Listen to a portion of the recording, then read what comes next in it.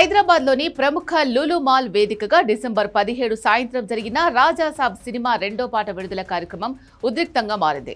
ఈ ఈవెంట్కు ముఖ్య అతిథిగా హాజరైన హీరోయిన్ నిధి అగర్వాల్కు అక్కడ ఊహించని చేదు అనుభవం ఎదురైంది. ఆమెను చూసేందుకు ఎగబడిన అభిమానులు, వారిలో కొందరు ఆకతాయిలు ఆమె పట్ల అసభ్యంగా ప్రవర్తించడం, చుట్టుముట్టడంతో ఆమె తీవ్ర ఇబ్బందికి గురైంది. ఈ ఘటనకు సంబంధించిన వీడియోలు సోషల్ మీడియాలో వైరల్ అవ్వడంతో నెటిజన్ల నుంచి తీవ్ర ఆగ్రహం వ్యక్తమవుతోంది. 2 రోజుల నుంచి ఈ విషయంపై డిబేట్లు బాగానే నడుస్తున్నాయి కూడా. వైరల్ అవుతున్న వీడియోలను పరిశీలించిన కూకట్పల్లి పోలీసులు ఈ వ్యవహారాన్ని సీరియస్ గా తీసుకున్నారు. బాధితుల తరపున ఎవరూ ఫిర్యాదు చేయకపోయినప్పటికీ మహిళా భద్రత, బహిరంగ ప్రదేశాల్లో జరిగిన న్యూసెన్స్ ను పరిగణలోకి తీసుకుని పోలీసులు సుమటోగా కేసు నమోదు చేశారు. వీడియో సాక్ష్యాల ఆధారంగా హీరోయిన్ ను ఇబ్బంది పెట్టిన ఆకతాయిలను గుర్తించే పనిలో పోలీసులు నిమగ్నమయ్యారు.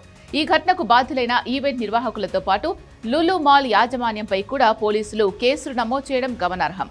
ఇంత పెద్ద ఎత్తున జనం వచ్చే అవకాశం ఉందని తెలిసినప్పటికీ సరైన బందోబస్తు ఏర్పాటు చేయకపోవడం, క్రౌడ్ మేనేజ్మెంట్లో విఫలమవడంపై పోలీసులు మండిపడ్డారు.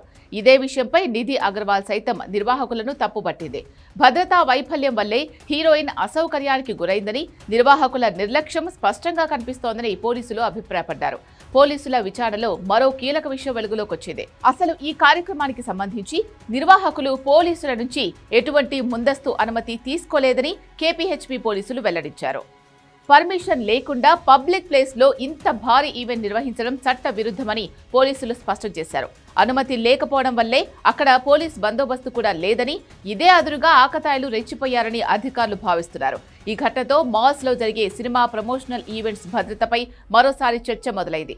సెలబ్రిటీల భద్రతను గాలికి వదిలేసి కేవలం ప్రచారం కోసం నిబంధనలు ఉల్లంఘించే వారిపై కఠిన చర్యలు తీసుకుంటామని పోలీసులు హెచ్చరించారు. ఈవెంట్ ఆర్గనైజర్లు, మాల్ యాజమాన్యం బాధ్యత రాహిత్యం వల్లే ఈ ఘటన జరిగిందని, చట్టపరంగా తగిన చర్యలు ఉంటాయని పోలీసులు స్పష్టం చేశారు. మరి ఈ కేసు ఎలాంటి మలుపులు తిరగబోతుందో చూడాలిక.